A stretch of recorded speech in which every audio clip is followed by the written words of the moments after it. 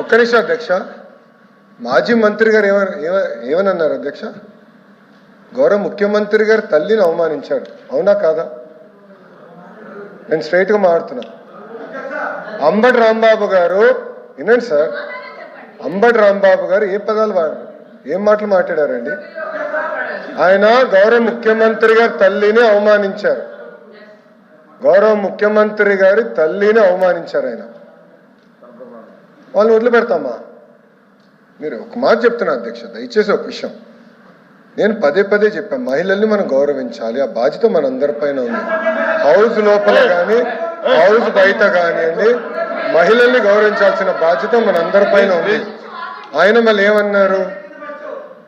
ఎవరు తిట్టలేదు సార్, ఇక్కడ మేము ఎవరిని తిట్టట్లేదు అధ్యక్ష. మా సొంత కార్యకర్త భారతిరెడ్డి గారి పైన, భారతిరెడ్డి గారి గురించి మాట్లాడితే ఇమ్మీడియట్ గా మేము యాక్షన్ తీసుకున్నాం.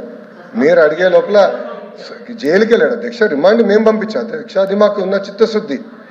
గౌరవ మాజీ ముఖ్యమంత్రి వర్యులు అక్కడికి వెళ్తూ రెండు చిన్న మాటలు అన్నారు. చిన్న మాటలు అవుతుంది అధ్యక్ష?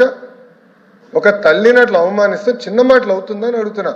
ఆ వ్యక్తిని గౌరవ సభ్యులు సమర్థిస్తే ఎట్లా అధ్యక్ష? ఇది దయచేసి మహిళల్ని తల్లిని ఇట్లా అవమానించకూడదు, ఆ పదాలు ఎవ్వరు మాట్లాడకూడదు. అధికారులు ఉన్నవారు అవ్వచ్చు, ప్రతిపక్షాలు ఉన్నవారు అవ్వచ్చు, మాజీలు కూడా అవ్వచ్చు, ఎవరు ఆ మాటలు మాడకూడదు అధ్యక్ష. దయచేసి ఆయన్ని ప్రోత్సహించదని నేను గౌరవ సభ్యులు కోరుతున్నా అధ్యక్ష. అంతేగాని అది తీసుకొచ్చి దానివల్ల మేము ఏదో కావాలని కక్ష సాధింపు చేస్తున్నాం అనేది కరెక్ట్ కాదు అధ్యక్ష. Please be